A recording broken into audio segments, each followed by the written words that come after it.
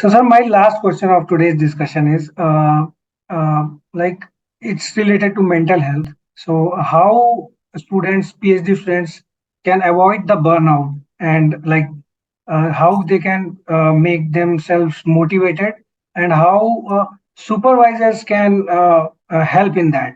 A very good question. I think in the hyper connected world where you have a lot of information, and one of the root causes of any of these things is, so obviously PhD is a journey where you have to put a lot of efforts, a lot of hard work. Okay.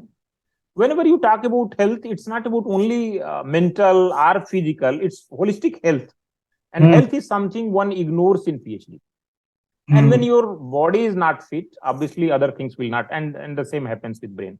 So obviously in the process of PhD, many times we stop following a good routine. When I say good routine means you have to sleep well for a few hours, you have to get up, and you have to do some physical activity. It could be some extracurricular activity, it can be some sports, some running. Even if you don't get time, you can do some rope skipping or 15 minutes running, but that has to be part of your. And many times the cases where you see a lot of this burnout, or you can say not being well mentally, all those things cases happen when a person sits inside a room and not doing any physical activity and thinks about what will happen, right? Hmm. And many Right. times nobody has control on what will happen.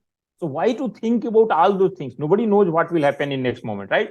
So Yes, sir. thinking about something which you don't have control of creates pressure. On the other hand, when you have free time, you just involve in some interesting, that could be painting, that could be writing poems, that could be writing blogs, and also writing. So when you write anything, your writing enhances. Second thing is, if you do some physical activity, your physic enhances. And the moment you start doing this, you start also being more happier and more involved with surroundings. And when I Hmm. say surroundings, it's about nature also. The moment you go outside your room, anything in nature you see, there will be some learning. You see things growing, things moving, and not static. Anything which is static, there will be depression. Okay. So all these things, when you say, and it's not about mental or anything, it's the pressure caused by constant thinking in devices. When you say bias stress, what is bias stress? If you apply a DC voltage on a device for a long time, obviously there will be decay and breakdown. But Hmm. when things are dynamic like AC, things are fine.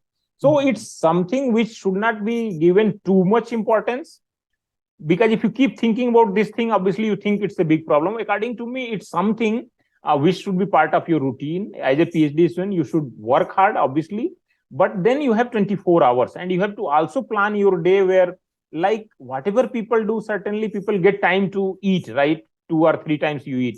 You Hmm. want Correct. 10, 20 minutes, 1 hour on your physique.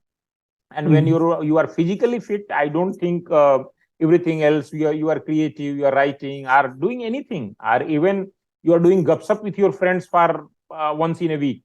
So whatever, but the moment you isolate yourself and think you are doing something great and you can change the world and anything, that is where these problems come. So you know that you are doing something which is very routine, everybody is doing for their career, and it's not something you should take pressure. Even if you don't do PhD very well, nobody will bother, right? It's something we should enjoy. There are basic requirements like publishing and anything, which will anyway happen if you're sincere. If you're not sincere, obviously pressure will come and nobody is going to help you. You believe me, it's only you who can help you. So individuals have to be very, if you don't want to do PhD, leave it. It's not something which has to be done. So if you're Hmm. not enjoying PhD, probably leave in midway. And I have known examples where people had left PhD in midway and joined big industries. I know personally, I'll not tell any names, but some of people who are very close, and they're leading industries actually, and Hmm. on leading positions. And they were some people who thought that, okay, PhD is not my cup of tea. And obviously they chose a path and they are doing much better. So it's not something that you got admission, you have to do it. If you feel like it is putting pressure and you are not enjoying the work, obviously there are so many other things to do, right? And according to me, this career and something, all these pressures should not be taken. Once you have reached to a place where you are doing PhD, there will be enormous opportunities to earn the bread and also contribute to the society. Okay, so one should also think about more broader goals, the current problems, rather than thinking about very small things where one takes pressure.